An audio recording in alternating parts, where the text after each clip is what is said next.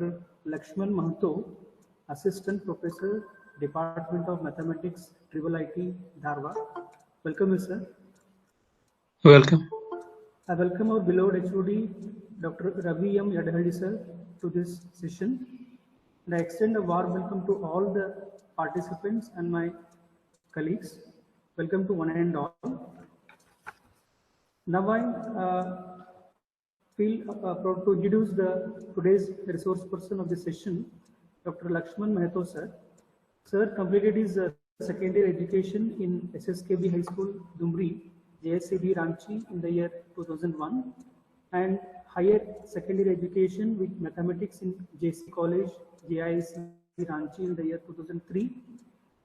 Sir completed his BSc graduation in the Department of Mathematics in the year of 2007, and he pursued MSc Master degree in the Department of Mathematics from Ranchi University in the year 2009. Sir completed PhD from IIT Mandi in the year 2014 and postdoctoral fellow from Institute of Mathematical Sciences, Chennai in the year of 2016. Sir, research areas are optimization, statistical learning, and controllability of PDEs, and he published more than 10 papers in reputed journals and also presented 2 papers in the international conferences. He invited as a guest speaker on approximate controllability of subdiffusion equations in IISc Bangalore. I'm very much lucky to such an eminent personality as a resource person for this session, FDP. So this brief note, I conclude my introduction speech. Thank you one and all. So now I request Dr. Lakshman Mahato, sir, to start the session. Thank you, Dr. Sri Vijay, for introduction, and thank you HID for inviting me for this talk. Today I am going to discuss about optimization in image processing. So from the profile, you might have already known to me that I'm basically from mathematics background, and I try to see mathematics there everywhere it find application. So today, my today's talk, it would be completely based on mathematical approach to deal with image processing. Okay, so good afternoon to everyone, and I hope that this talk will give a lot of information and it will help to enhance your research field further as well. So wish you all the best for this talk, and now I'm starting my presentation.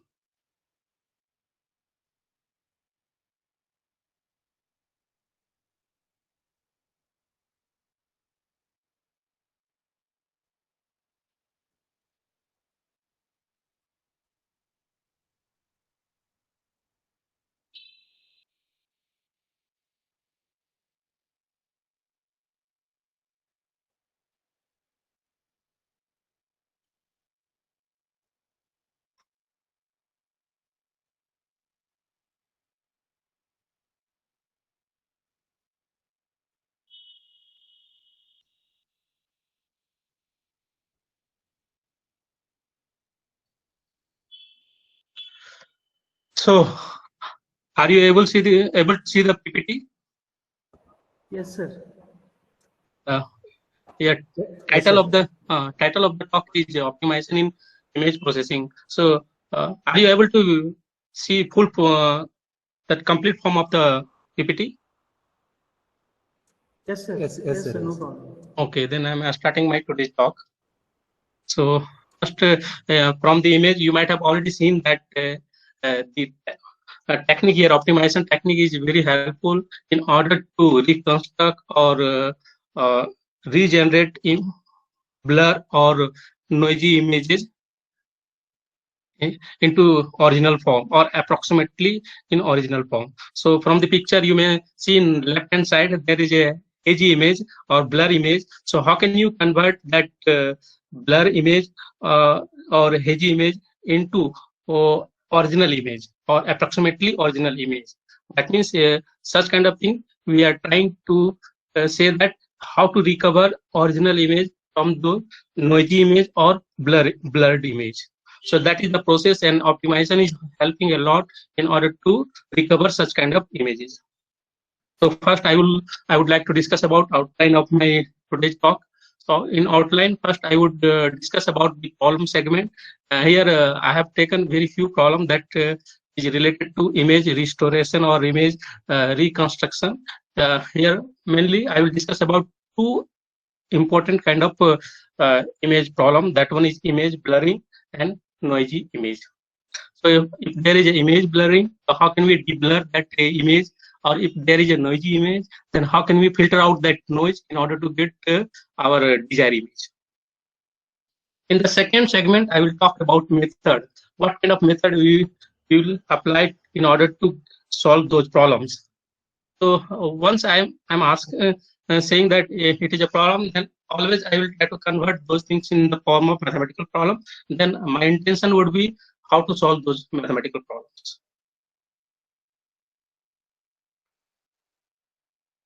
Okay, so in third segment, actually I was here willing to put performance analysis or what we call it convergence rate of all the algorithm, but at this level, those things might be very tedious kind of things. So just I am recalling optimization things. So how optimization is helping in order to solve the above problem. So once we will cover optimization, then we will talk about compressive sensing as well. So everyone might be aware of that. If you are considering image, an image always from the computation point of view, you are willing to convert that in the form of vector, and that vector happens to be high dimensional vector. If there is a high dimensional vector, then how can we proceed that? So everyone might be aware of Nyquist criteria, that definitely here when dimension is greater than number of sample, then definitely it will not satisfy Nyquist criteria, and such kind of problem it is not satisfying, but it is falling in a very beautiful category of mathematical problem that we are calling it underdetermined system. If there is an underdetermined system, then we can solve such kind of system. How can we solve? By imposing compressive sensing property. That means we assume that the high dimensional image or high dimensional vector, here what will happen in this talk, many times I will call image as a vector, or many times simply I will call it a image, or sometimes I may call it a signal. So all these are same thing, just a different notation would be there. So if we are trying to apply compressive sensing, then we have to assume one criteria, that in the high dimensional space, the image happens to be sparse in nature. That means that sparsity I will define. Sparse, I would like to say that the support of that vector happens to be something around the rank of the that blurring matrix or process matrix, or whatever problem we will take. With respect to every problem, we will get some kind of function or some kind of operator or some kind of matrix. So that sparsity would be related to those rank of those kind of things. So we will try to see how these things are related and how we can solve those with the help of optimization technique. Okay. In between, if anyone willing to ask any question, then you are welcome. Otherwise, at the end of the talk, you can have your doubt. Okay, fine. So now I'm coming to problem segment. So before going to problem segment, just I'm recalling few basic things regarding image or digital image. So everyone, you know that how to visualize image or digital image in the form of a computational platform. So what we do, a digital image generally encoded as a matrix of gray level or color level. So in the case of movie, the matrix has 3 dimensions. The third dimension is coming from time. Okay. So if you know, if you are very good with digital image analysis, then definitely you can go adding one third dimension, that one is time dimension, in order to study movie. So each pair I, u of I, where I is the intensity, or you can simply call it is the value at I. We call it pixel or for picture element, and I, it is talking about a point in the 2D grid. Suppose we are just right now taking gray level image, then I is a 2D point on a 2D grid, and UI, it is a real valued function, a real value, simply real value. So that you can call it, it would be intensity or light into optical, some kind of optical measurement would be there. It would come, or it would be measured by sensor like camera and other kind of things. In the case of classical color images, UI, it would be a triplet of the value, and one first component it would come from red, second component it would come from green, and third component it would come from blue. So it would UI is 3 tuple in the case of colored image. I think everyone is aware of all these parameters, all these measurement kind of things. So I'm coming to blur image, how blurring is happening in the image. So some blurring always arises in the recording of a digital image, because it is unavoidable that scene information, it spills over to neighboring pixels. So due to that, definitely, if some new person is using camera and that person doesn't know, he is not a perfectionist, then definitely some kind of blurring will come due to spills over to neighboring pixels. For example, the optimal system in a camera lens may be out of focus, so that the incoming light is smeared out. The same problem arises, for example, in astronomical imaging, where the incoming light in the telescope has been slightly bent by turbulence in the atmosphere. So blur is happening anywhere. In these and similar situations, the inevitable result is that we record a blurred image. So there are many sorts of blurred image. So once we are having blurred image, then definitely we can't recognize, we can't leverage about that image. We can't get every information contained in that image. So our intention always would be that whatever amount of blurring is there, we have to get the information contained in that image. So how can we get that information? So that's where we are applying one image processing technique. That one is image deblurring. In image deblurring, we seek to recover original image. It is not always possible to recover original image 100%, but up to certain percentage we can recover. And sharp image or true image, whatever, all these are same, by using a mathematical model of the blurring process. That model I will discuss here. The key issue is that some information on the lost details is needed present in the blurred image. So we have to get those information present in the blurred image. But this information is not visible to us directly. So it is hidden and can only be recovered if we know the details of blurring process. The most important errors are fluctuation in the recording process and approximation errors when representing the image with a limited number of digits. So whenever we are talking about linear system or linear inverse system, it is one kind of approximation of continuous system. So that I will discuss. The influence of this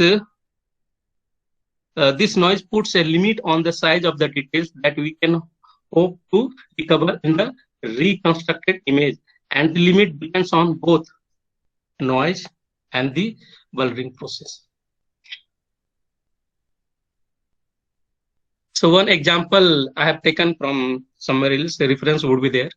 So here, in left hand side you will see a blur image, and in right hand side you will see a restored image. So here we are having a blur image, here we can't get every information directly from the blurred image. So we need to recover this original image from this blur image approximation. So this is the recovered image. So what is the model through which we have recovered this one? So model is already written here. What we do, we have to define a objective function, and we are putting here some kind of constant over the original image that we are taking L1 now. So this here, if you see this composite function, it is a nice function. It is a convex function, but it is not differentiable due to this one norm. So what we have to find? So it is one kind of optimization problem. So how to find this optimization problem, and what is happening in optimization? Actually, in optimization, in modern optimization, mostly I will talk about modern optimization. So there are only two categories of problems. One is convex, another one is non-convex. Classical concept was linear optimization and non-linear optimization. Now that one is no more. That classification has been overcome by this one convex optimization things. Here, if we are having a convex problem, then it is very much guaranteed that the problem will have a solution.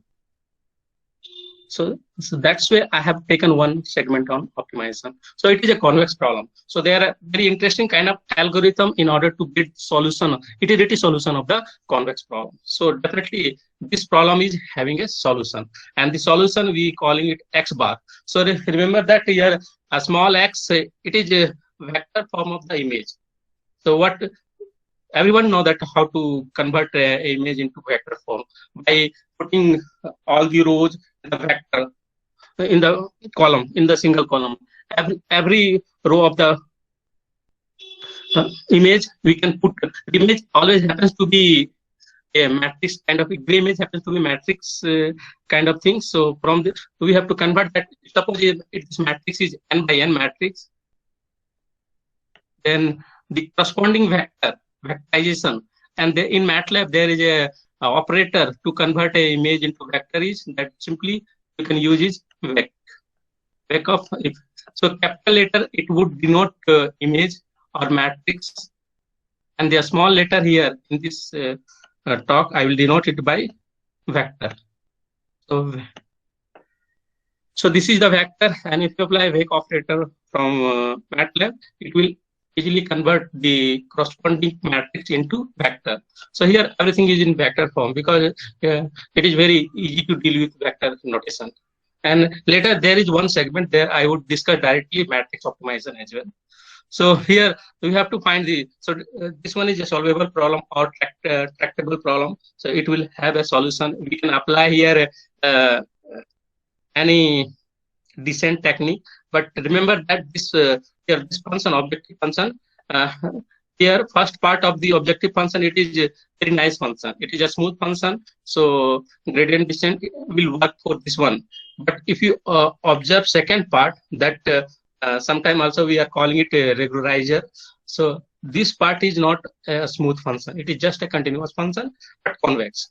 So due to presence of this second part, this composite function can't be solved with the help of gradient descent. So in order to solve such kind of problem, there is a very interesting kind of algorithm given by Boyd et al. Boyd is a professor from Stanford University. ADMM, alternative direction multiplier method. Otherwise, also you can use other methods that iterative soft threshold algorithm or FISTA. FISTA here F means for fast iterative, fast ISTA. That one is given by Amir Bek from Israel University. So you can apply all those methods here as well in order to solve this kind of problem.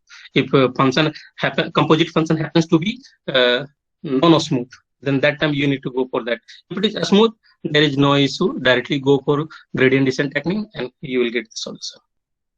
And here I'm writing here the linear model y equal to ax. It is a noise-free linear model of this debulking process. Now, I'm coming to second problem, that noisy image.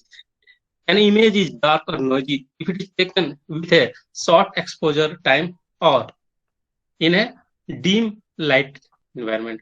Due to insufficient exposure and high camera gain, they are getting noisy figure, noisy image. So again, from the noisy image, just we need to apply some kind of filter. We have to filter out the noise and we have to get the image. That means we have to get desired information only. So here in left hand side you can observe, so this is the noisy image. Due to dim light, it happens that from the left hand side image we can see that it is not very much clear what kind of image is there, but if we apply denoising algorithm over this noisy image, then we are getting back this right hand side image. It is restored image. From the restored image easily we can identify what is the image here. So it is one kind of a denoising process. So more or less theory for both image deblurring and denoising, both are similar. So first I would just discuss about the theory of image deblurring. Then if time permit, then I will go for denoising. Otherwise, I will shift to optimize and other kind of things. So digital, there are many source of noise in order to get a noisy image. So digital images are always affected by some noise. For example, fast light, false light, defects in the recording process, analog to digital conversion. So we are getting what kind of noise? Salt and pepper noise. So if you apply truncation, that means generally if you trying to see the image, then what you do? It happens to be in continuous form. So if you approximate that continuous form, you need to apply some kind of discretization, and that discretization process we are calling it integral approximation. So once in the process of integral approximation, we are having some truncation errors. Noise generated during the conversion of the light to an integral signal. So that noise happens to be Gaussian noise. And short noise, a type of electronic noise due to the discrete nature of the electric charges. That one is ozone noise. So one thing you also remember that whatever noise would be there, so everyone might be aware of central limit theorem. So if you are taking different kind of noises, then distribution of those noises may be different. But if your sample size is greater than or equal to 32, then the total noise always happens to be Gaussian in nature. So don't worry much about different type of noise. So once just focus on your sample size.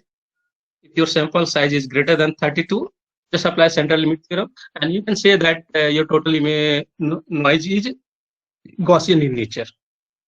And once things are Gaussian, and then there is a very good theory for Gaussian noise. So easily we can go for further analysis as well. So here I am talking about image denoising.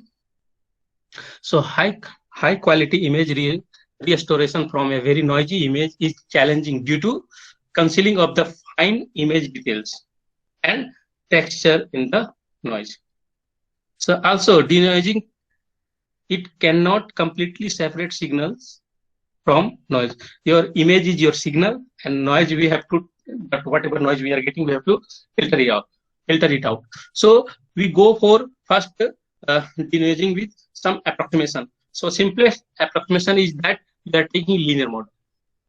The image denoising as a simplest linear inversion problem, we denote it by y equal to x plus e. Here y is our measured image or noisy measurement. So you simply y is our measured image, it is measurement.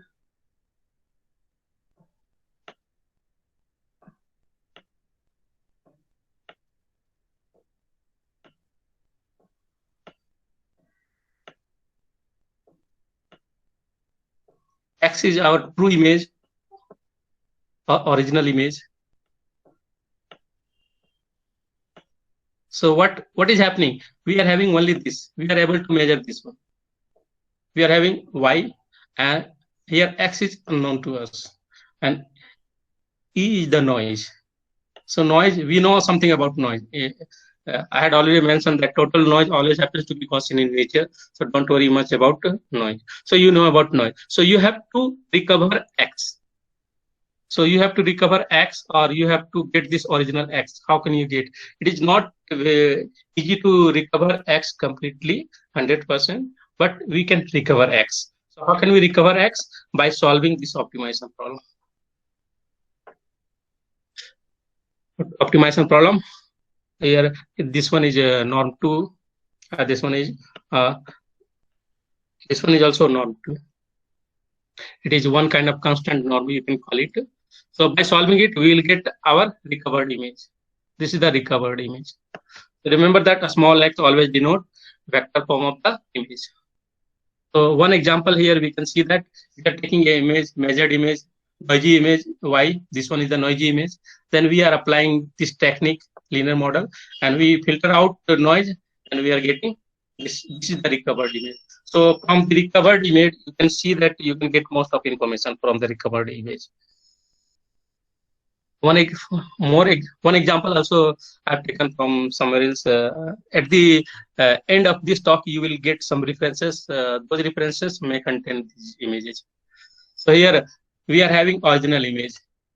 This is the noisy image, and after applying denoising method, so we are getting third image is the denoised image. So here we can see that from denoised image we can get a lot of information. So what technique has been applied here? Here technique is total variation. It is based on ROF. ROF is short name of Rudin, Auser, and Patmi. These three had given this method. They had taken in place of here this one is the 2 norm. In place of 2 norm, they had taken total variation. So this is the total variation concept is coming here. So problem, this is the problem minimization problem. If you if you're solving this one, and after finding the argument of this problem, that problem is giving this denoised image. Now I am coming to method of those above problems. So what are those methods? So I will discuss those methods in detail here. So what is the standard formation? I had already mentioned that standard formation, we always observe data as y. We denote it by y. It is measured data or observed data. Then we have to recover x, or we have to reconstruct x, or we have to anyhow we have to measure x. How can we get x from y? And y happens to be noisy in nature. So we have to apply some kind of inference criteria. Once we are applying inference criteria, that inference criteria it will be turned into an optimization problem. That it is saying that we have to find the argument of the minimum of this function g of xy. Here y is the measured one and x is unknown. Y is measured. That means it is known to us, and x is unknown to us. So that's why we are minimizing this problem with respect to y is already known to us. So it is a fixed kind of thing. And here x is unknown. That we have to recover.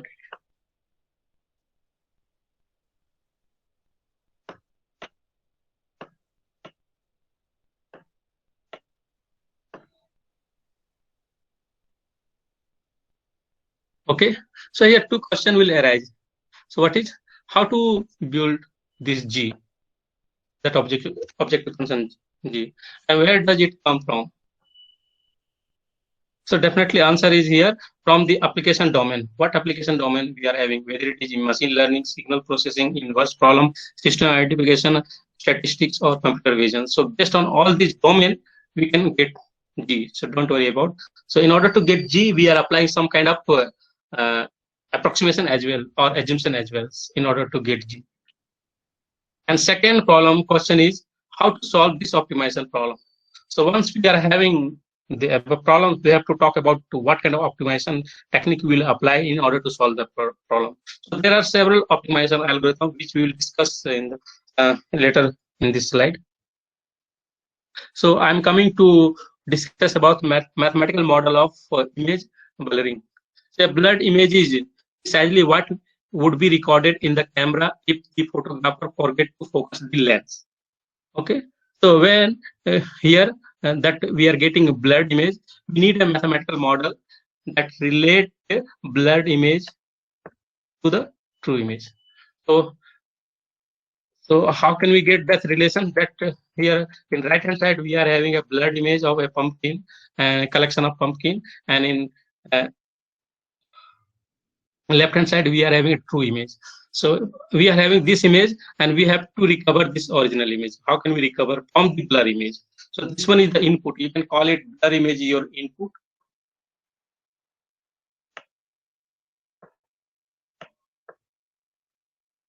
In this deblurring, and this one would be output, or one output that would be very near to the original image. So this picture I have taken it from the paper from P.C. Hansen. Here, in order to get a mathematical model for image blurring, first here I am going for very simple model. That one is a linear model. If we one thing that if we understand linear model completely, there would be no issue with nonlinear model, because nonlinear model always happens to be we can approximate a nonlinear model with the help of a piecewise linear model. So there is no issue. So if you know a complete theory about linear model, then easily we can go for nonlinear model as well. Also, what is happening that linear model is having a very good theory for complete description of linear model. And linear model, once we are calling it that we are having a linear model, then with the help of linear algebra and optimization, we can understand completely about that linear model. That's why it is very easy in understanding. So first, I'm going for linear model. So basic assumption that we have a linear blurring process. This means that if we are taking two blur image B1 and B2, these are blurred image of the exact image X1 and X2, and if you take a linear combination of B1 and B2, then definitely image of this one would be linear combination of two images X1 and X2. So this is the linearity property. If we observe linearity property in the blurring process, then we can easily model that blurring process with the help of linear model. So then there exists, so once we come to know that our blurring process linear in nature, then there exists a large matrix. This matrix A, there are many name of this matrix. You can call it basis matrix. You can call it dictionary matrix. There are many names depends upon that. So somehow once you come to know that your process is linear, then definitely you will get that matrix A with the prior knowledge. So there exists a large matrix A such that B, we are taking, it is what? It is the vectorization of the image. Small b is the vectorization of image capital B. You know, I had already mentioned that capital letter here denoted matrix and a small letter denoted vector. So we do vectorization here, and x is, small x is the vectorization of capital X. That X is your true image. It is related by the equation B equal to AX. So this form we are calling it noise-free linear model or exact linear model. Generally, it is not happening. So what kind of model we are having? Noisy linear model. When our blurred image happens to be noisy in nature, then we are getting a noisy. Solve this kind of problem. So the matrix A represents the blurring that is taken place in the process from exact to blurred image. The equation here, we are calling it B equal to AX, can often be considered as a discretization of an underlying integral equation. The integral equation is a continuous model of the blending process. So here, continuous part I am not covering. It is dealing with integral equations and lot of calculus kind of things would be there, and operational technique would be there. So we can discretize that in the form of this B equal linear equation, B equal to AX, and we can solve it. It is a simple system of linear equation. We can solve it. So we assume that the model of blending process is linear. So what is happening? We are getting a sharp image. So sharp image, we can consider it is a linear combination of some basis images. These are the basis images. And if you are having a blur image is also linear combination of further basis blur images. So that means we are trying to see any kind of image in the form of basis image. Like if you observe two-dimensional space or two-dimensional Euclidean plane.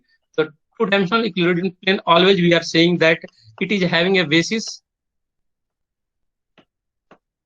which contains two elements, 1, 0 and 0, 1.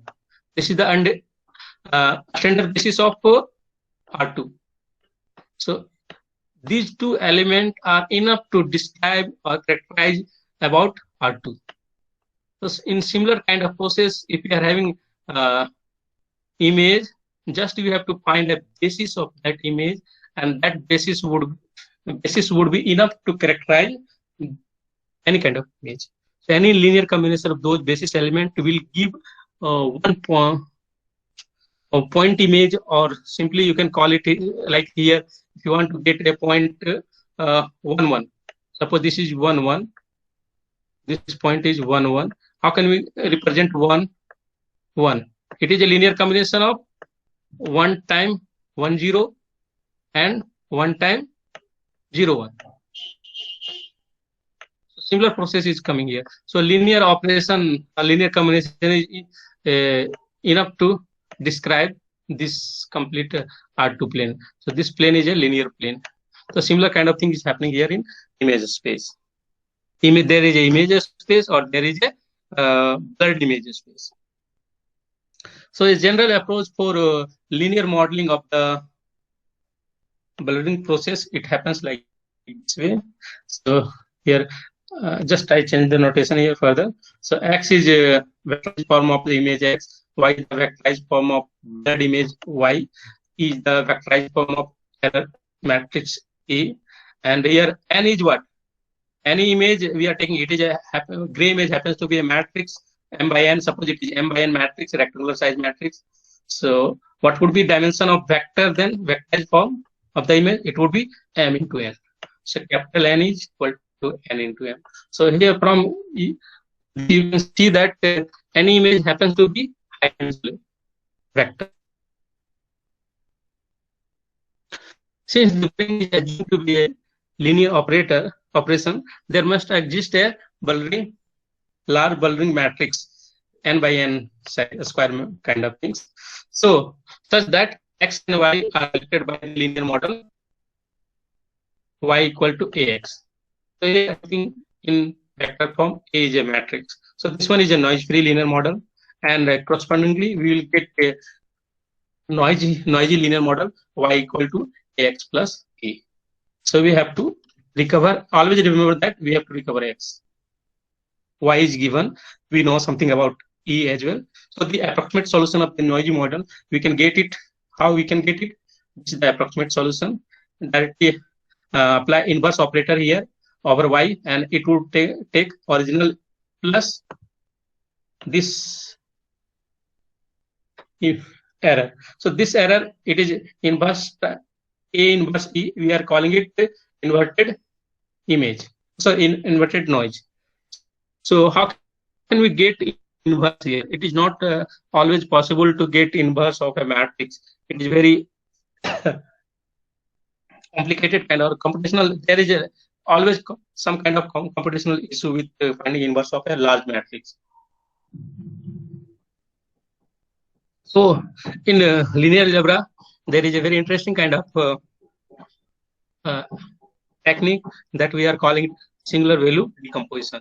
With the help of singular value decomposition, you can always find inverse or approximate inverse of any kind of rectangular matrix. You might be aware from mathematics courses that only square matrix which are non-singular in nature, we can find inverse of that. But if you are taking a matrix which is either rectangular or either singular in nature, we can't find inverse of that matrix. So in order to find inverse of those matrices, so actually we are not directly finding inverse, we are finding pseudo inverse. So we have to go for some linear algebra concept. That one is singular value decomposition. So here I will talk from singular value decomposition. Later I will say that singular value decomposition is nothing, just it is a part of optimization problem. Consider an SVD. So I am discussing about SVD analysis, singular value analysis. So we consider a matrix. It is n by n matrix. You can take any rectangular size matrix. SVD is valid for any rectangular size matrix.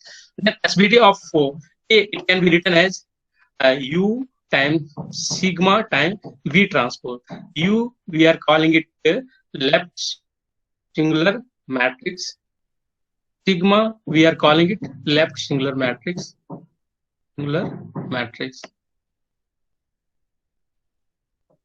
Sigma, we are calling it, it happens to be diagonal matrix, and V is right singular matrix. Okay, so if you go further, then we can decompose matrix. Once we are having singular value decomposition notation, then we can write the matrix in the form of sum of one rank matrix. You know that what is the rank of matrix of U? U is a vector, V is a vector into V transpose. So if you define U transpose V, what is this? This is your inner product. It is talking about inner product between the vector U and V. I had already mentioned that whenever you observe a small letter, it always talking about vector. So U transpose V always denote inner product. But if you take U into V transpose, what is this one? This one is the matrix. What kind of matrix? It is one rank matrix. One rank matrix.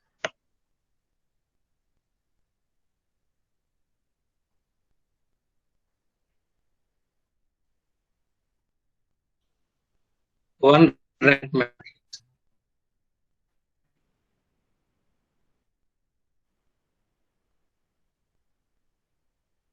Anyone is very much SVD, I just to go from lecture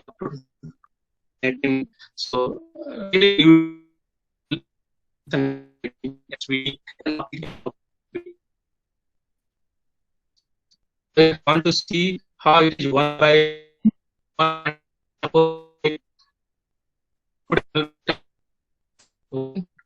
one and B also I'm taking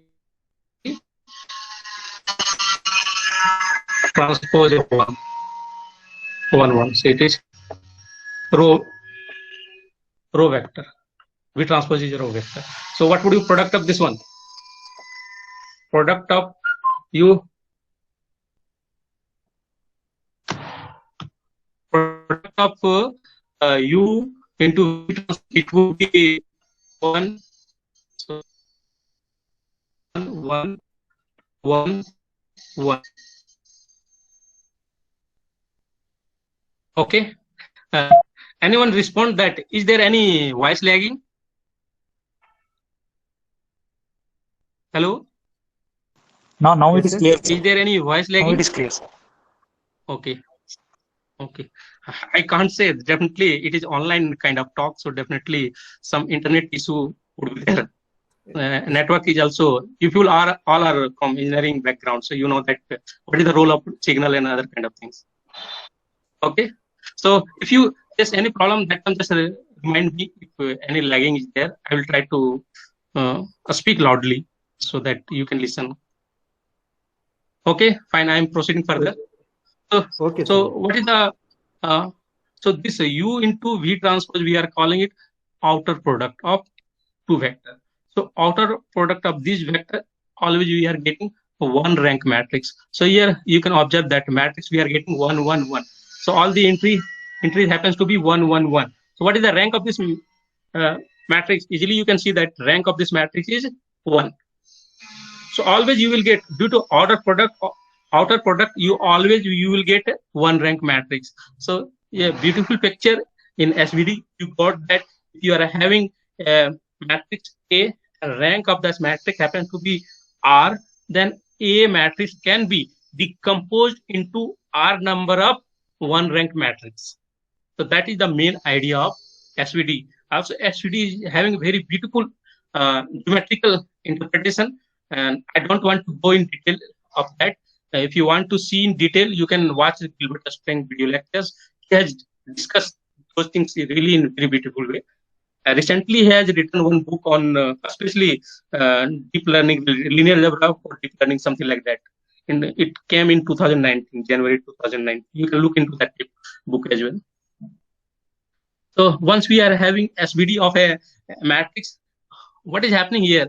If having a matrix which is non-singular in nature, that means forget about a special picture of that matrix A. That special picture, that means matrix. We don't want matrix would be a square or non-singular. Matrix here may be any type of matrix, any rectangular matrix. So if it is any type of rectangular matrix, we can always find singular value decomposition of that matrix. So once we are having singular value decomposition of that matrix, we can define inverse of that matrix. So A inverse in terms of singular matrices. So A inverse, it would be V times C. Here right singular matrix is coming first. V sigma inverse U transpose. So remember that here sigma inverse, what is happening? If suppose your matrix is R rank matrix, then in sigma it is a diagonal matrix. So R number of diagonal element, it would be non-zero. After that, everything would be 0. Other diagonal element would be 0. So if A is R rank matrix, then you will get R number of non-zero singular value, and those singular value are having very interesting kind of result. Those are in proper ordering. So always you can observe those singular value in proper ordering. That means largest will come first and least singular value will come at last, and other singular value would be 0 or very near to 0. 0 or very near to 0. So you will just you will get R number of non-zero singular value. So if you are getting R number of non-zero singular value, definitely one obvious question will come: how to find inverse of sigma? So other diagonal elements are here 0. After rth row, other diagonal elements are 0. So how can you find inverse? So here actually we are not finding actual inverse. We are finding pseudo inverse kind of thing. So if this one is, suppose this one is sigma, our ultimate task, how to convert this one, this sigma, which matrix will come, and after doing pre-multiplication and post-multiplication, so that the sigma will be converted into effective identity matrix. What is meaning of effective identity matrix? That it is coming like this one. So what is the pseudo inverse of this sigma, or effective inverse of this sigma? You can simply call it. So here entry would be first diagonal element of sigma inverse would be 1 by sigma 1, and other entries in that row would be 0. In the second row, similar situation would be there. The second diagonal element would be 1 by sigma 2, and other non-diagonal element would be 0. and it will go in rth row. You will observe that the rth diagonal element would be 1 by r, and other entries would be 0. And what about next other row, r plus 1 to up to n rows? These are 0 rows. Don't worry about that. So that's why I told that effective kind of things I introduce here. If you multiply sigma inverse with sigma, always you will get an effective identity matrix. That means you will get r by r unit matrix, identity matrix, and others are 0. Other entries are 0. Okay, that is the criteria. So easily you can get sigma inverse. There is no issue. And u and v happens to be singular vectors, singular matrix. And one more property is that u and v always happens to be orthogonal in nature. All these properties are related with symmetric matrix, because sigma here, singular value, if you take a square of that, those are actually eigenvalue of A transposes. Theory is based on A transpose A, or A into A transpose, or A transpose A. So, you know, if you take any kind of matrix, then you will observe that A into A transpose or A transpose into A. These two matrices always happens to be symmetric in nature. And also from the linear algebra, we know that if you are having a symmetric matrix, then eigenvalues of symmetric matrix is always non-negative. And eigenvalues of those symmetric matrix always happens to be in proper order. And one more property, that if we are having eigenvector of those symmetric matrices, we can apply Gram-Schmidt orthogonalization process to convert into orthogonal set of eigenvectors. It is very easy to convert into orthogonal set of eigenvectors. So that's where u and v always happens to be orthogonal matrix. That means u into u transpose equal to identity, and v into v transpose is also equal to identity. This is the criteria of being orthogonal matrix. So there are many interesting properties coming in singular value decomposition. That's where it is very powerful technique in image processing. So now we are coming to find an inverse image. So we have to find the inverse image. This is the A inverse y. It can be written as summation I varies from 1 to capital N, and a dot product of the singular vector ui with y. Okay, so you can observe this is the inverse. We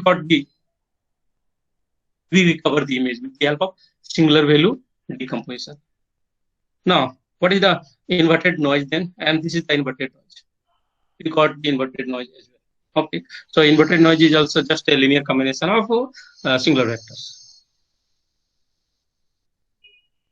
So here we will talk about that inverted error terms, dominance of inverted error terms. So here, what is that?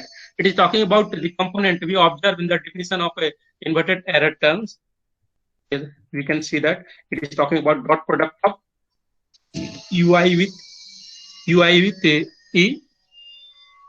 So what we do, the error component, this error component are small and typically of roughly the same order of magnitude for every I. These singular values decay to a value very close to 0. You will observe that few singular values. I had already mentioned that only number of non-negative singular value, it is highly dependent on rank of the matrix. So that's after those rank r plus 1 to n, those things would be either 0 or would be very close to 0.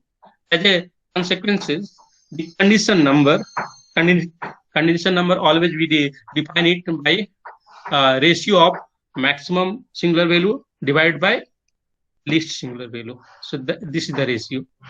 I had already told that singular value always happens to be in proper ordering due to symmetric nature of A transpose A or A into A transpose.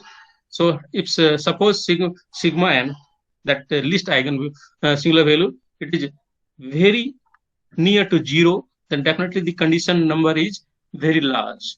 And such kind of problem, we are calling it ill-posed problem.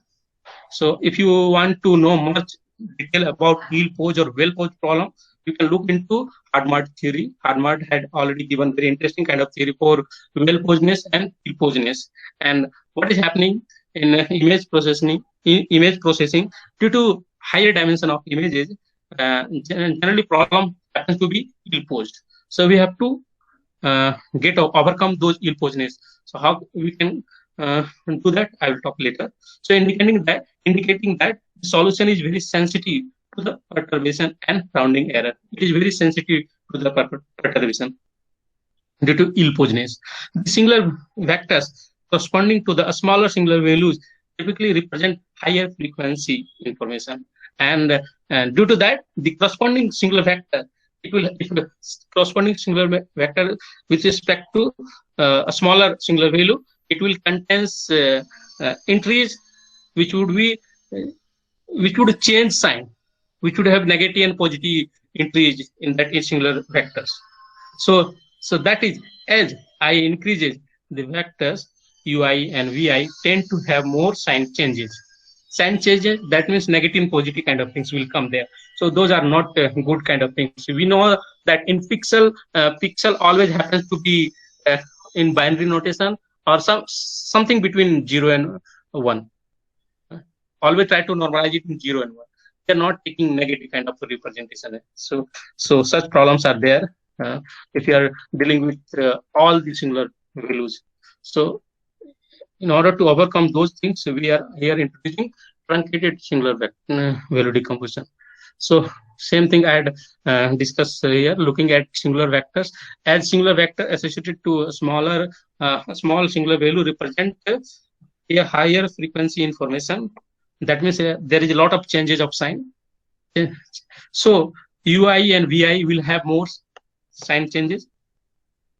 You can here, I have taken one example from somewhere else. So here you can see that it is the first right singular vector. This is the second right singular vector, and different color is just talking about change in sign. This is the fourth singular vector, and this one is the 15th singular vectors. So these are the singular vectors. So I have taken this picture from the very interesting kind of book written by J.L. Muller. The reference of that book, it would be given here, and title of that book is Linear and Nonlinear Inverse Problems. So I'm just avoiding this. It is same that you can get a random picture if things are not in proper shape. That means there is a high frequency dominance. Then you will get this kind of picture. That means it is completely error kind of things. You won't get any information from this recovered picture. So how can you recover a better picture? So because this we might what we do, we have to leave. We have to truncate the high frequency component out together, since they are dominated by error. That means if A is R rank matrix, then what we will do? So we will take first R, A is R rank matrix. So what we will do, we will select first R singular values, and others n minus R, we will leave it. We will truncate, turn up those things, and corresponding to that we will collect singular vector u1, v1, and ur, vr. These are the meaningful things to proceed with. So these things we will collect. So with respect to these R number of singular vectors and singular value, we will get a truncated recovery, and that would be much better approximation of the original or true image. So I'm talking about truncated SVD. A better reconstruction of the true image can be obtained by leaving out high frequencies eigenvectors, singular vectors.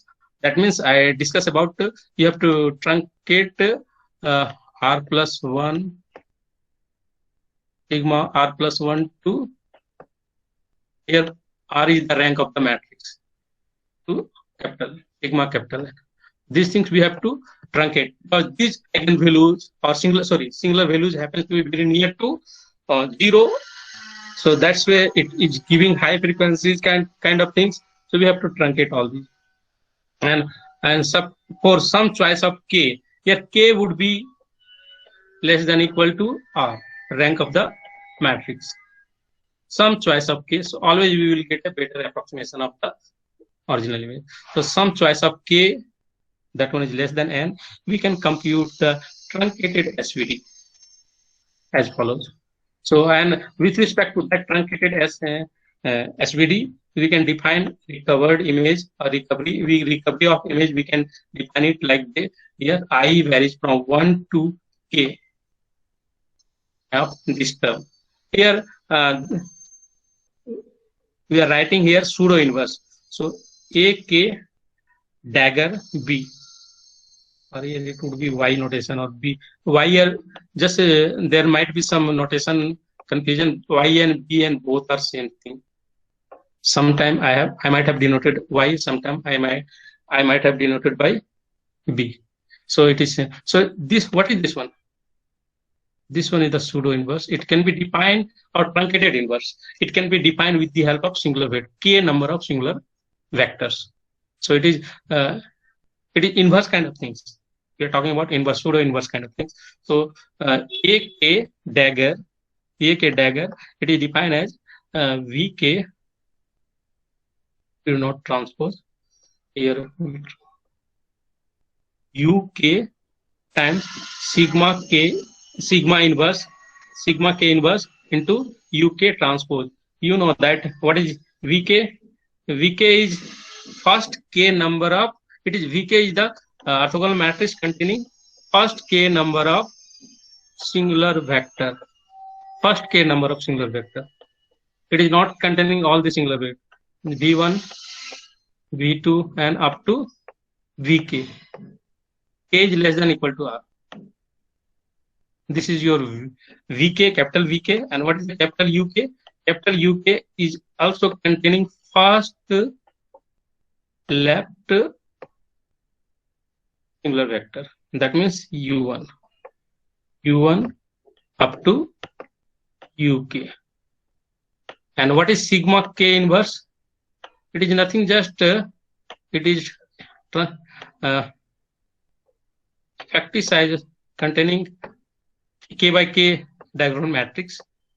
It's k by k diagonal matrix, and here diagonal element happens to be 1 by sigma 1. Other entries in the first row are 0. It is a diagonal matrix, so you know the form of diagonal. And in kth row, it would be in kth diagonal element, it would be 1 by sigma k. This one is the effective inverse of sigma with k, effective size k by k.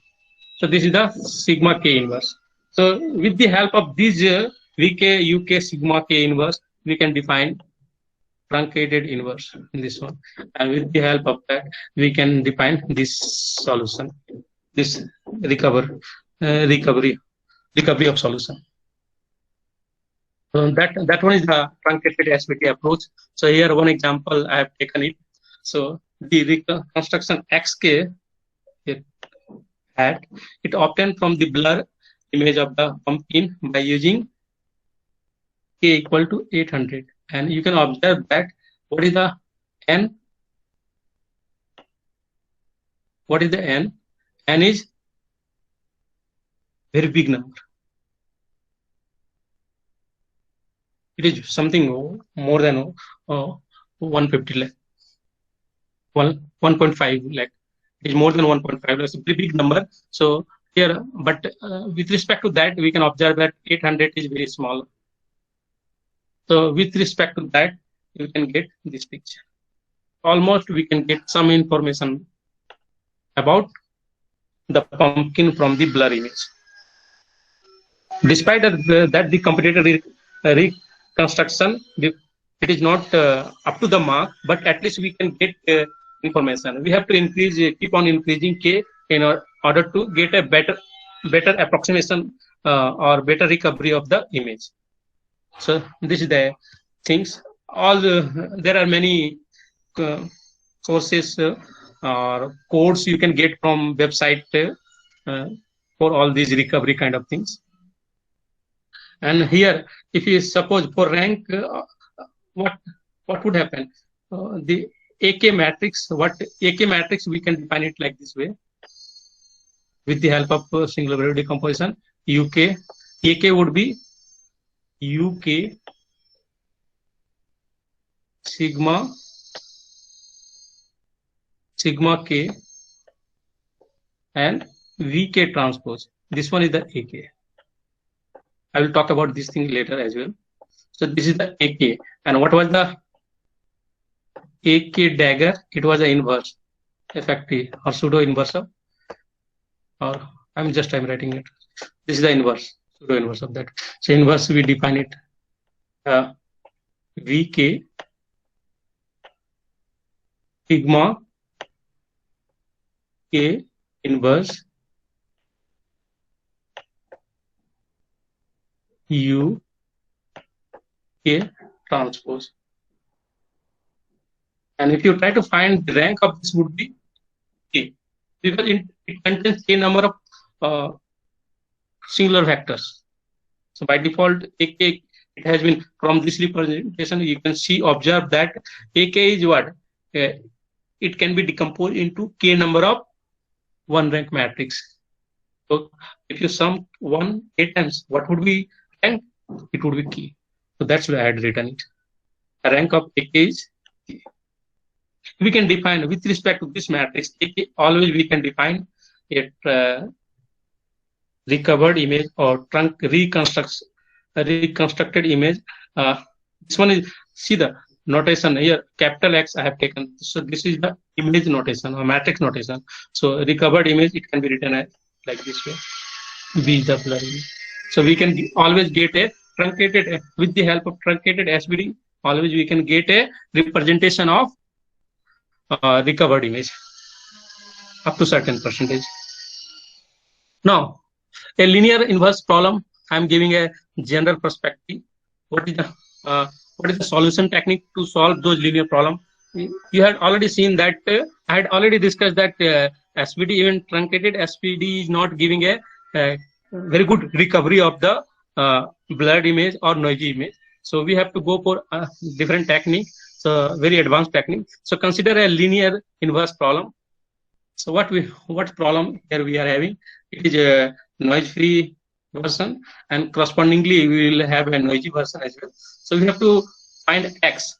That means we have to recover in the image processing term. We have to recover X from the measurement Y.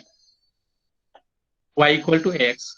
Okay. So A is a matrix, N by P matrix. P is talking about dimension of X. Okay, so how can we solve this linear system? If A is invertible, then easily we will get solution.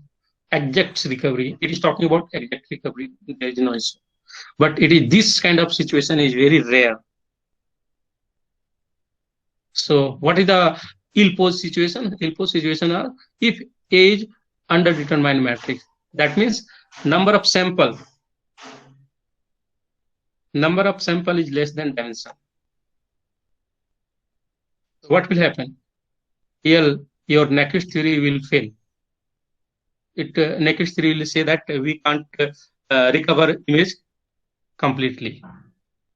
Or so due to that, we have to go for very interesting kind of approach. That approach we are calling a sparse solution, or we are calling compressive sensing.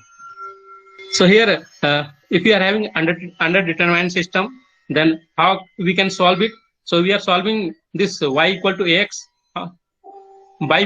and if you are observing this kind of situation, this system is undetermined system, and it will have infinitely many solutions. So in the case of infinitely many solutions, what would be the best solution? So best solution we can get it by minimizing the norm. Like if we take a 2 by 2, suppose image is converted into two-dimensional vector. So just for the case of understanding, I'm writing it. So image is two-dimensional. So with respect to that, we are getting this kind of system, linear system. X1, X2, and your measured image is having entries 1 and 2. Sorry, here I'm putting everything. 2. Second row is 2, 2. Okay, so this kind of thing. If you are having this kind of linear model, what is the solution of how many solutions this system is having? It is underdetermined system. How you can find the rank of this matrix? What is the rank of this matrix? Rank of this matrix is 1. Rank is, what is the meaning of underdetermined system? A rank, if happens to be less than dimension of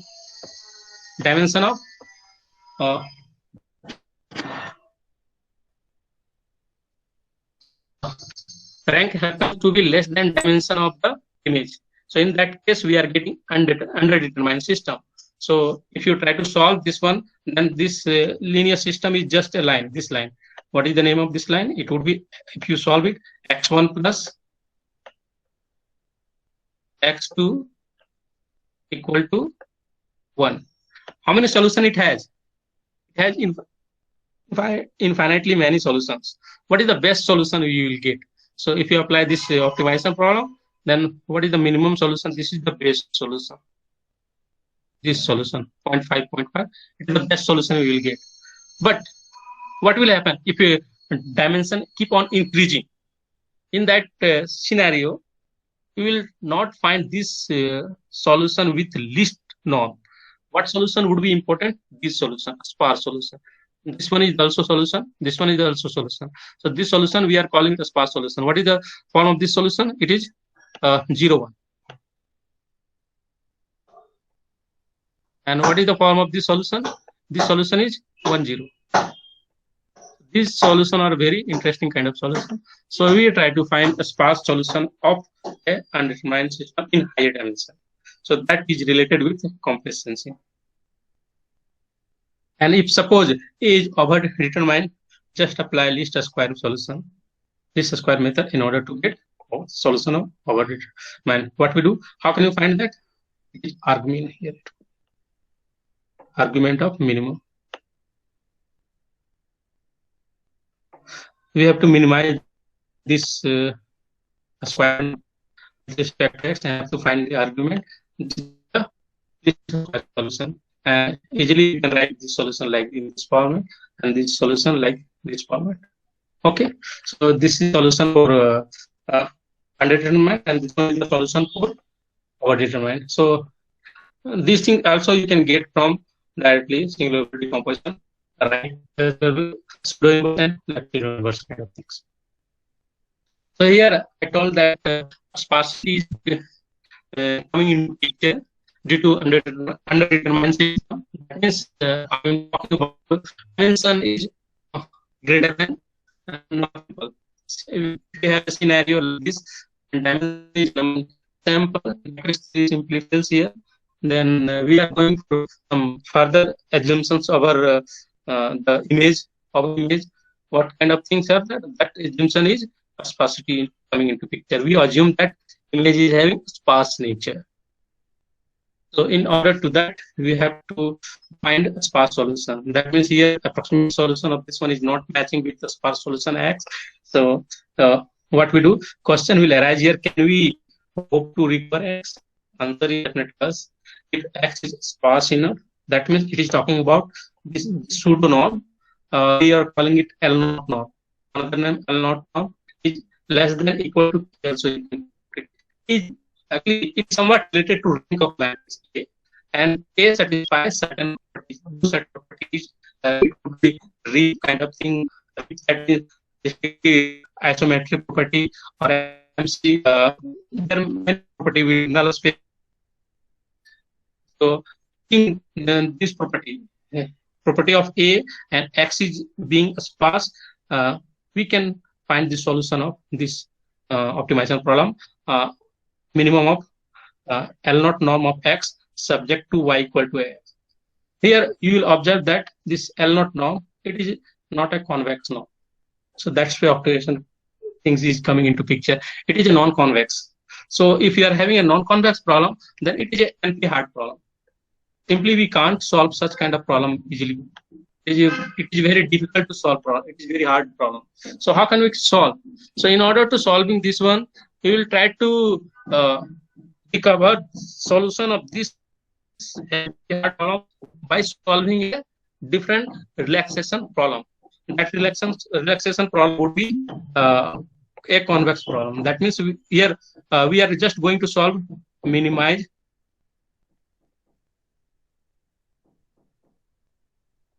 norm of one norm of x in plus of L0 one. Now we will try to solve one norm of x subject to same constant y equal to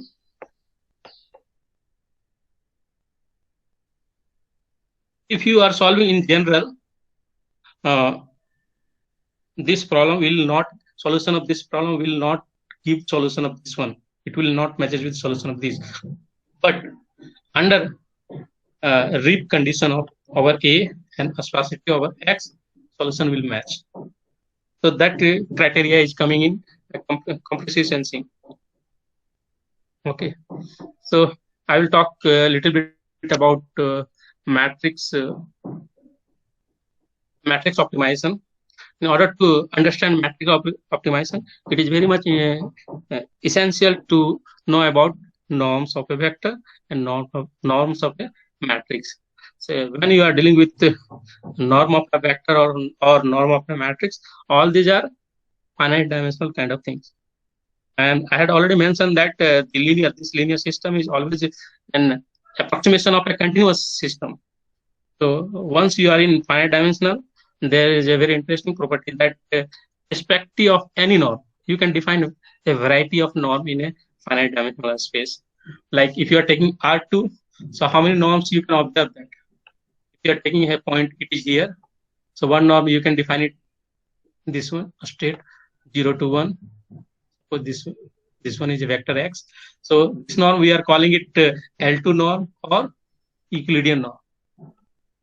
Everyone is aware of this norm in high school, L2 norm. There is one more norm. It is talking about just first walk along horizontal axis, then walk along vertical axis. This norm we are calling it one norm. Or another name is, you can call it taxi cab norm or Manhattan norm. There are many names of this one. So taxi cab, this norm. There is one more norm. That one is talking about max or Suk norm, x infinity. It is saying that just find the length along horizontal axis or vertical axis. Which one is maximum? That would be norm. So we are calling it max norm or L infinity norm. Actually, there is a link between this. So this would be max of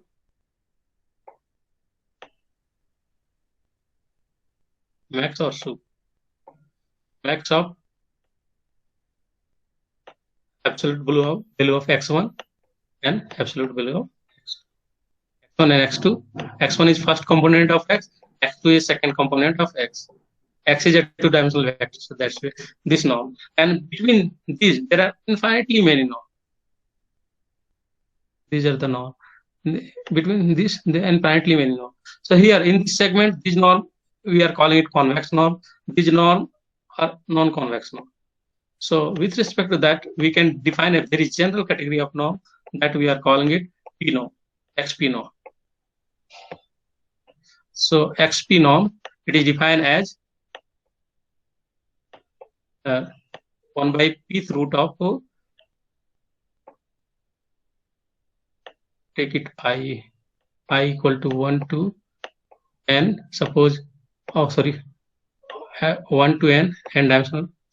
I have taken here p equal to dimension is 2, so 1 to 2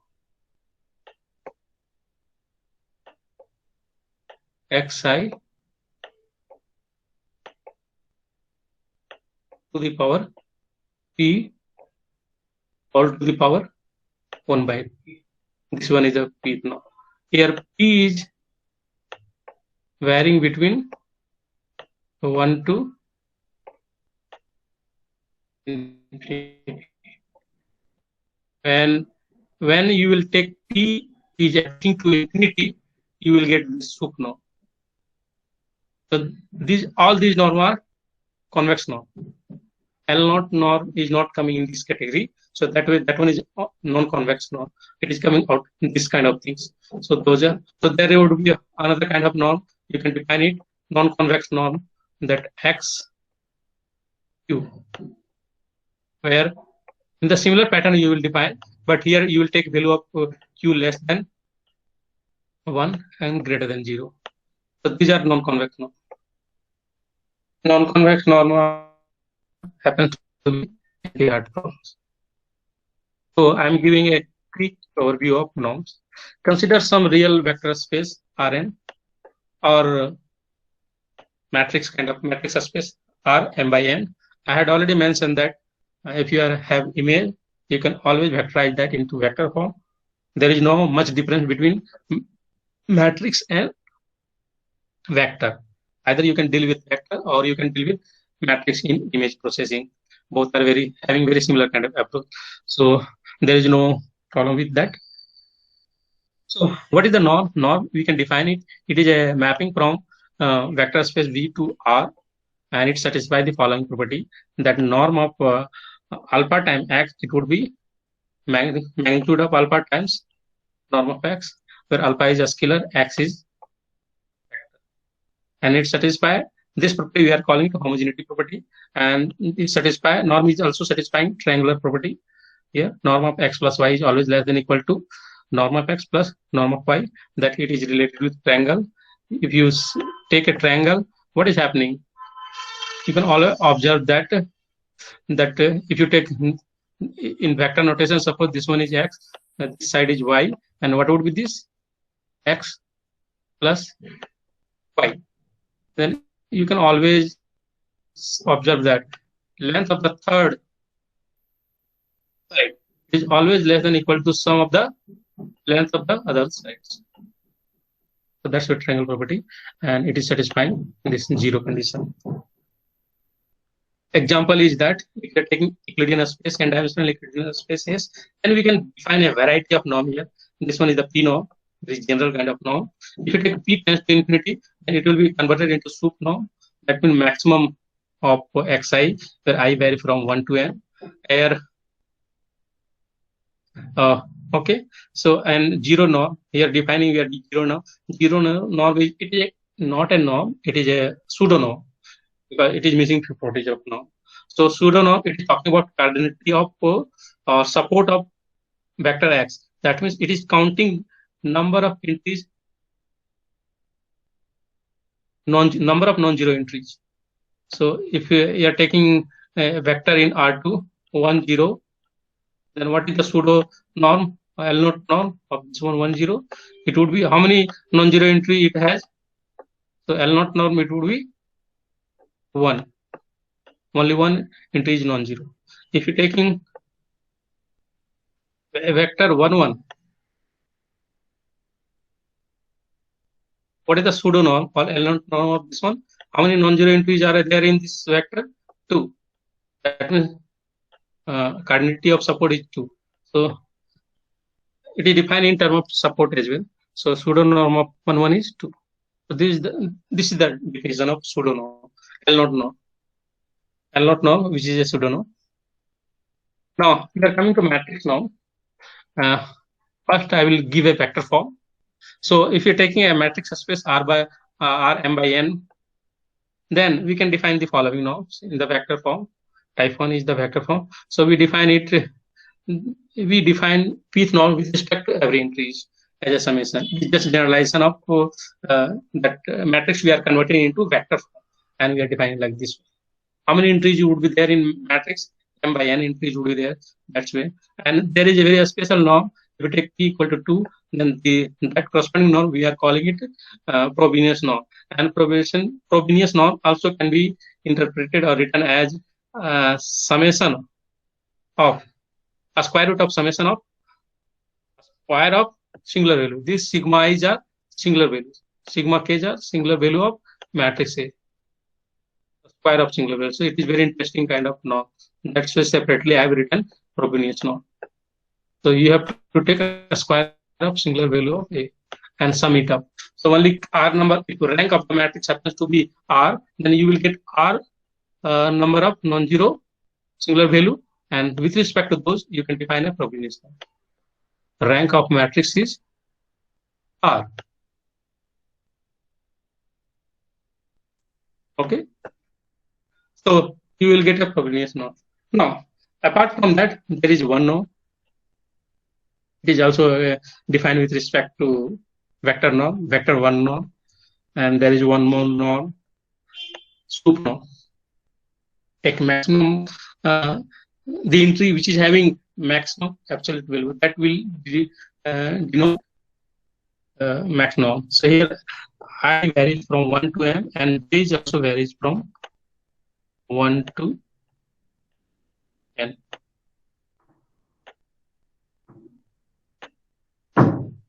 1 to n.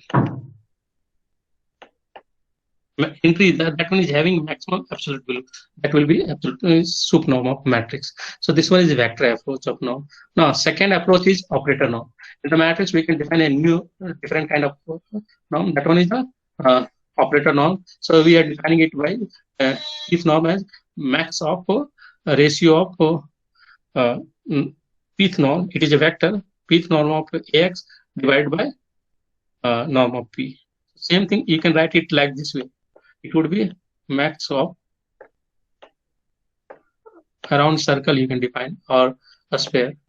Max of our circle, unit circle of the normal. All are equivalent same.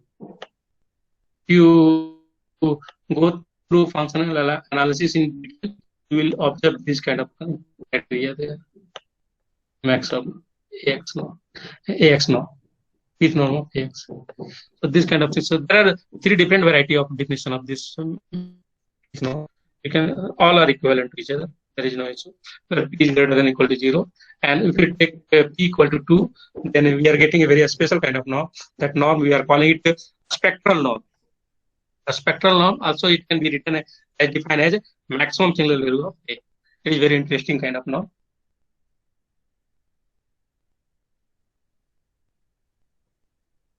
Now it's coming one norm. Here one norm is little bit different. What we do, we try to find largest absolute column sum. We try to see from column perspective. We are finding column perspective. We are finding norm. Then we are taking maximum. That one is the A1 norm. And with respect to absolute row perspective, you are getting L infinity norm or sup norm. So there is third class of norm. That one is such a norm. We are calling it. It's very interesting norm. It is just composition of previous two norm, previous two different kind of norms. From application point of view, it is very interesting. So it is defined in terms of singular. It is one kind of spectral approach. You can call it a spectral approach of matrix. So P norm you can define is 1 by P times of 1 by P to the power of this term, summation term. So that means you have to take P power of every spectral value of single value of A and sum it up to rank R and take 1 by pth power.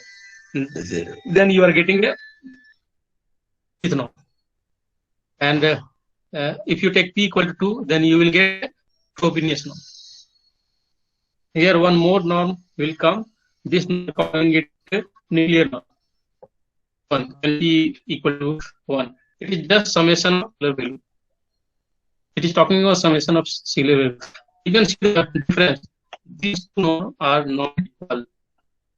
Here Frobenius norm, it is talking about a square root of trace of A transpose A, and here the nuclear norm it is talking about trace of square root of A transpose A. But you can find some equivalence between these two. There is equivalence between norm But these two are different. This one is the probability norm and this one is one norm. And all these norms have to be convex in nature. And why nuclear norm is coming here? I will give one example.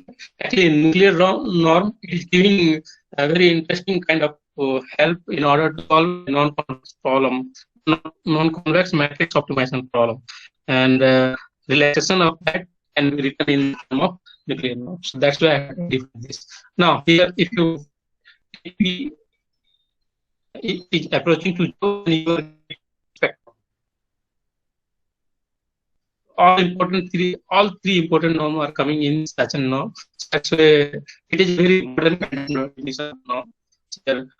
Probability norm is coming, nuclear norm is coming, and spectral is coming. All these are interesting terms. Equivalence of norm, I have taken a few lemma. If you find it interesting, you can go for that. Otherwise, there is no much improving simple lemma. So I had already mentioned that in finite dimensional species, any kind of, if you do any kind of norm, all are equivalent. So if here you can see that probability norm, it is bounded by two norms. If you take nuclear norm bounded by probability norm, this way. There is no much difference. And rank is also a different kind of norm. What norm that means? That means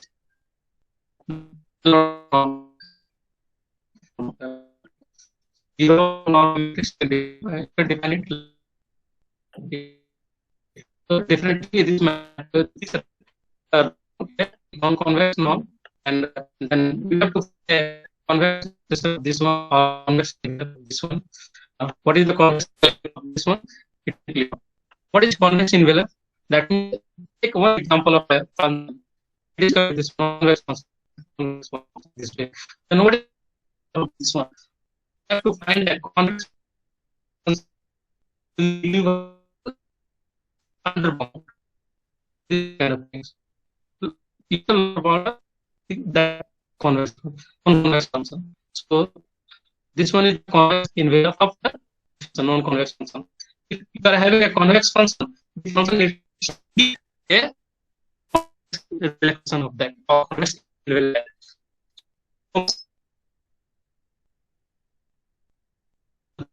There is in case of convex function, but if you are having a non-convex function, then definitely there would be problem. So we have to find a convex envelope. Rank is a non-convex kind of thing, so we have to find a convex envelope of this. Okay, so it might be clear to everyone what is convex envelope. Now, once we are having such kind of things, we are going for K-rank approximation with the help of SVD. So what we do? AK matrix we can define with the help of SVD. How we can define it is a UK times sigma K times VK transpose. So this matrix, it is a K-rank matrix we are defining with the help of singular vector of a matrix A. And here A is less than equal to rank of the matrix A. R is the rank of matrix A. So we are getting K-rank matrix. So can we approximate a matrix A by AK matrix? AK, that means a lower rank matrix. This one is the approximation of a matrix by a lower rank matrix. So it is one kind of lower rank matrix factorization problem is that. So what is this AK? AK is simply, it is a solution of optimization problem. This optimization problem with respect to Frobenius norm. Any question? If anyone willing to ask? Sir, Geeta madam is asking that. Yeah. Is there any technique? Is there to find out the type of the noise present in the image? And regarding that type of the noise. Yes, sir. Right now, I can't say much about that different type of noise, but I told that regarding different kind of noise, it always depends upon what kind of situation is there, what kind of process is there. But if you unable to know about that particular noise, don't worry about that. Always apply central limit theorem there and total norm. That would be the ultimate approach. Total norm, it would be always Gaussian in nature. Okay. And if you see any book, you have to go in detail regarding noise kind of things. If you see any book, it is very difficult to proceed with non-Gaussian noise. If you try to proceed, like you know that if I'm talking about linear regression, it is coming just with respect to Gaussian noise. But apart from linear regression, there are many other kind of regression, like Poisson regression, like Bernoulli regression. If you try to study those kind of things, it would be very difficult individually. But you have to talk about totality in better understanding. Okay. Okay, fine. Yes, sir. So the same person is asking that which mathematical modeling best suits to remove Poisson noise? Okay. Actually, Poisson aspect. Actually, I haven't. Honestly, I would like to say that I haven't went through that kind of filtering technique. I have to. Actually, right now, just I can say that. I'm just giving attention much about Gaussian noise as well. It is very well-known theory for Gaussian noise. So that's where I'm not going for individual kind of different noise. Okay. Yeah. I request the participant to ask the doubts. If any questions are there, you may ask the question.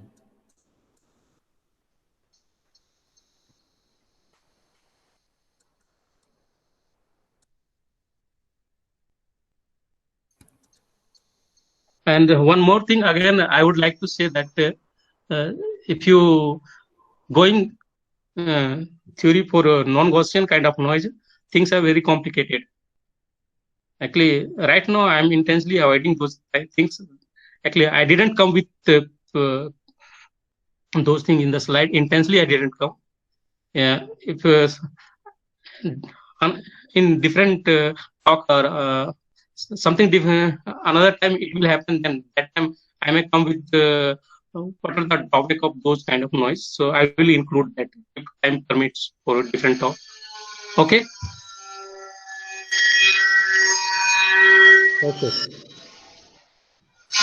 Any further question?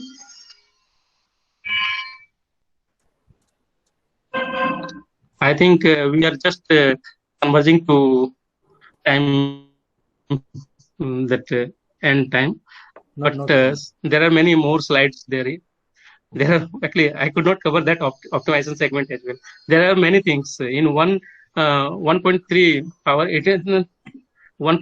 Yeah, it is 1 hour 30 minutes. It is very difficult to cover those things. Would you like to see other slides or just it's fine?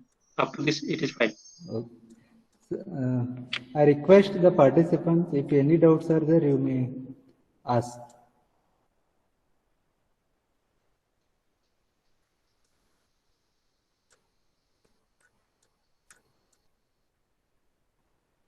Is there any questions?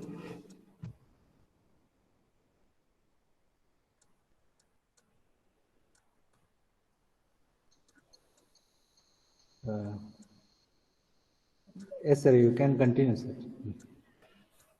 Okay. It looks that this talk is very much mathematical. It is not from, I told that I might be very biased as I'm coming from a mathematical background. So that's why I came with these things. And regarding all those code kind of things and other things, you can get, there are many websites from there easily you can get. Also now this day, what you do, just go and search in GitHub. Everything you will get there, including code and everything you will get there. But most important part is that to understand theory behind those algorithms, it is very much essential. That's why I'm talking about that. So how here further I will talk about how to promote low rank structure. So in order to promote a low rank structure, I'm defining further an optimization problem with respect to rank. with respect to matrix having low rank. So we are taking a matrix empty, 3 by 3 matrix empty with a entry here, skew entry is having t as a function. So we have to convert this empty as a low rank matrix. So how can we convert that? So for that perspective, we have to impose a function with respect to norm. Here norm can be any kind of convex norm. I mentioned that once I am calling it convex norm, I am taking p is greater than or equal to 1. So you can see it here. There are a variety of norm. Rank 1. It is also rank of a matrix. It is also giving a norm. That norm is a non-convex norm. This is the rank of 3 by 3 matrix, and it happens to be a third rank matrix. So other ranks, if you see the graph of other norm, all are convex in nature. So this one is the nuclear norm, convex in nature, and all these are probability norm, convex in nature, operator norm, convex in nature. So what we do? So what is the best envelope of rank? That means which is the best lower bound of the rank. So this is definitely the best lower bound. So that's why we are calling it nuclear norm is giving a convex envelope of a rank A. And the corresponding math problem that whether I didn't mention here. So one matrix optimization problem, it would come like this way: minimize L0 norm, that means rank norm. Capital, I am writing it capital X, that means it is a matrix L0 norm subject to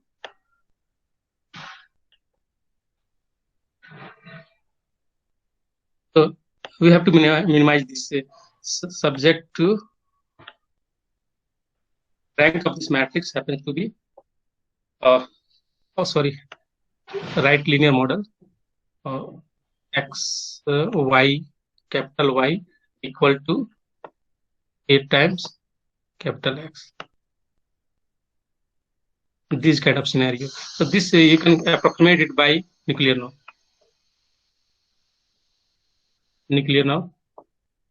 Another kind of things would come minimize rank of a matrix. All these are image processing problem. Rank of matrix X subject to S means subject to not such that. It is not such that, it is subject to rank of this matrix is equal to R. So R or K, something like that. These are non-convex problems. So we have to find a convex envelope of these things and have to convert into convex picture. So convexity is coming into picture. So first I will discuss about convex set. So what is convex set? So if you are taking a set S from n-dimensional Euclidean space Rn, then we call it is a convex. That if you take any 2 point from S and we are taking a convex combination of these 2 points X and Y, and that convex combination is again in S, then that set S we are calling it convex set. Convex combination, that means line segment. So if we are having example I have already taken here. So if you are having a set this S, if you take any 2 point X and X dash, and what is the convex combination of these 2 points? It is the line segment joining these 2 points. We are calling it a convex combination of these 2 points. So we can observe that if you take any 2 points from this set and join a line segment between these 2 points, then you observe that line segment is always in that set. So that's where this one is a convex set. And for this example, if you take any 2 points X and X dash, and if you join a line segment between these 2 points, then we observe that this much portion of line segment is coming out of the set. So it is no more a convex set. It is a non-convex set. So such kind of, so always we have to in convex optimization, always we have to start with, we have to proceed with convex set. And don't worry much about non-convex picture as well, because there is a very interesting duality theory. What it does, it can always, with the help of duality, always you can convert a non-convex problem into convex problem. And once you are having a convex problem, things are solvable, or things are tractable. So here one more concept in convexity of set we are defining. That one is a strictly convex set.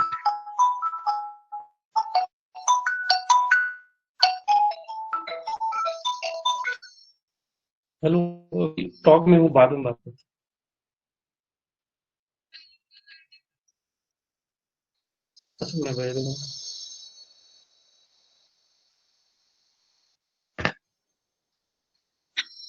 Okay, a strictly convex set.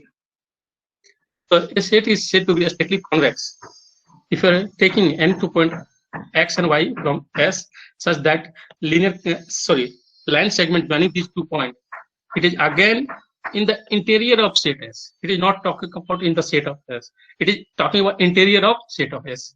That means it would not include boundary point. The line segment joining point x and y, it would not include boundary point. Okay, so it will just include only interior point of the set S, and then such kind of set we are calling it a strictly convex set. So a strictly convex set is very important from uniqueness of the minimum solution. Here, this problem we can observe that this one is the strictly convex set, and this problem, if you take any 2 point on the boundary, then what we observe, the line segment is not including any of the interior point. So this one is a convex set, but it is not strictly convex. Now we are coming to convex function. Convexity of function, it is very much essential. So in order to proceed for convex function, first we need to define a proper function. What is the proper function? So a function which is define over extended real valued function. That means it is taking infinite value as well for some x. So it would be a proper function if there exists x naught such that f of x naught is finite. Less than infinity means finite. That means f has at least one pre-image with respect to that f is having a finite value, and it is having greater than minus infinity for every x. So such kind of function we are calling it proper function. Don't worry about much those things, because whatever things function will come to us mostly happens to be proper in nature. Now let S be a function. So, and we will call it lower semi-continuous. It is very simple to define lower semi-continuous. That means take any point from S and find a sequence that will converge to S in such a way fx is bounded above by limit superior of the sequence f of x. So this one is lower semi-continuous. It is just why it is coming, because sometimes you will observe that function happens to be discontinuous. So how can we cover up this discontinuous function is convex theory? So we can just extend our convex theory to lower semi-continuous as well. So that's where this thing is coming. Okay. So now finally I'm defining convex function. So in order to define a convex function, domain of convex function always must be a convex set. So we are taking a convex set S and we are defining a function f from S to R. It would be a convex if image of line segment joining point any 2 point x, y, it would be always behind the line segment joining the corresponding images. If you try to see in picture, in short form, you can call it a function would be convex if epigraph of that function is a convex set in Rn+1. So I have taken one picture, leave all these things. Example I have taken here. So here if you can see that. So if you're taking a function, this is the function. So what happens? If you take any 2 points from the domain x and y and take a convex combination of these 2 points. So convex combination will fall in between these 2 points. So suppose this is the convex combination of these 2 points, one convex combination of these 2 points, and image of this point with respect to that is this. This is f of lambda time x plus 1 minus lambda time y. This is the image of this convex combination of x and y. And what is the line segment joining f of x and f of y? So this is the line segment. So you can observe that this always falls behind this line segment. It is a very interesting definition of convex function, pictorial representation of convex function. There is one more example. If you take this function, this one is a non-convex function. If you take any one point here, x, another point y, then what will happen? If you join these 2 points through this line segment, what you observe that this area falls behind the functional value. So it is no more a convex function. But if you take this function, it is a convex function. If you take this function, it is a convex function. From the picture also it clear. So one very geometrical approach is that you are able to find epigraph of that function, and epigraph happens to be convex. Easily you can say that the underlying function is a convex function.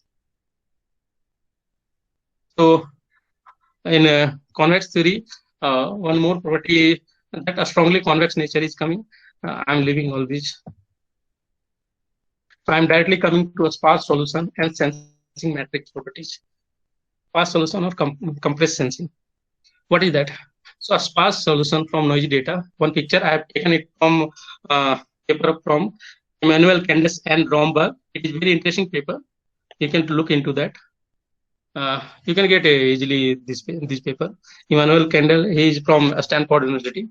So what you do? If suppose you are having a noisy data of that data, and what you have to recover a sparse solution X, a sparse solution for noisy data, and remember that their dimension P is greater than number of sample. This scenario is here high dimensional. That high dimensional issue is coming here.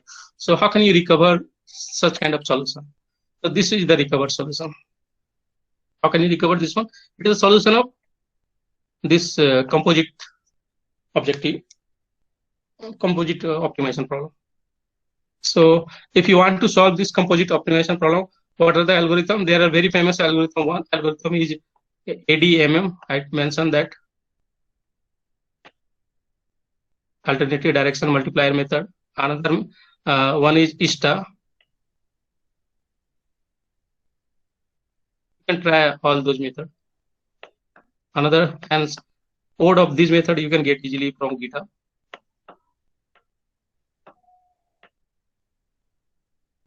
And there is FISTA. FISTA that means fast fitting FISTA. You can get solution of all these. Any further question? Snehalata madam is asking that. Can you tell me the parameters to find the signal to noise ratio? Signal to noise ratio. Yes, sir.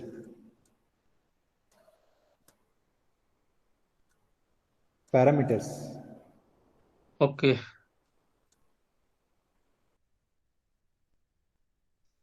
That problem I haven't included here. Okay, I haven't gone through that problem.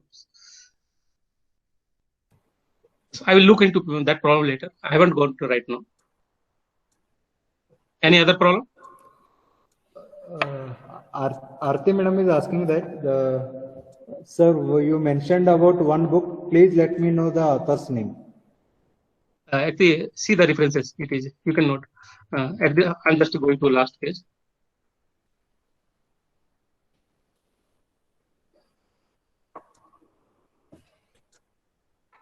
Yeah, these are the references. So very interesting kind of, if you go for convex optimization, there is a book written by Stephen Boyd.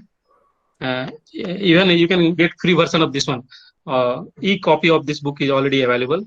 And I have taken notes from few papers from Emmanuel Candace.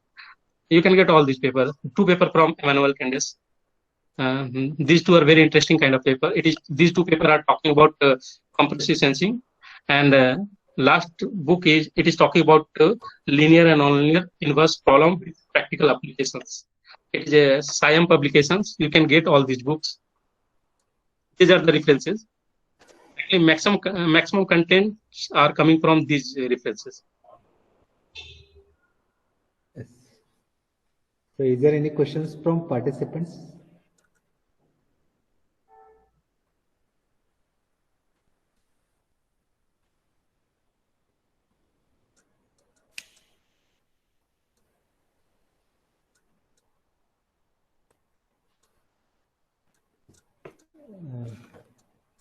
Okay. Yes, sir. Sir, Yes. can we end the session, sir? No? Because Yeah. Yeah, it's fine. Okay. Good evening to all. It is a time to offer vote of thanks on behalf of management, principal, HOD, and participants. I thanks to Dr. Lakshman Mahato, sir, Assistant Professor, Department of Mathematics, IIIT Dava, for the topic sharing the information about the applications of the optimization in image processing. Thank you so much, sir, for such a wonderful session. I take the opportunity to thank our beloved HOD, Dr. Ravi M. Edhalli, sir, for his encouragement, guidance, and continuous support for this FDP. Thank you so much, sir. I sincerely thanks to all the participants for their active participation, and I thanks to my colleagues for helping me in this process of conducting this FDP. Thank you, one and all.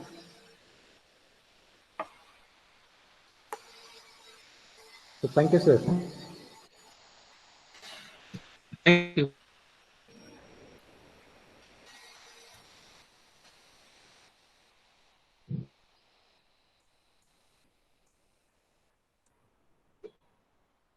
The attendance and feedback link will be shared in the WhatsApp group.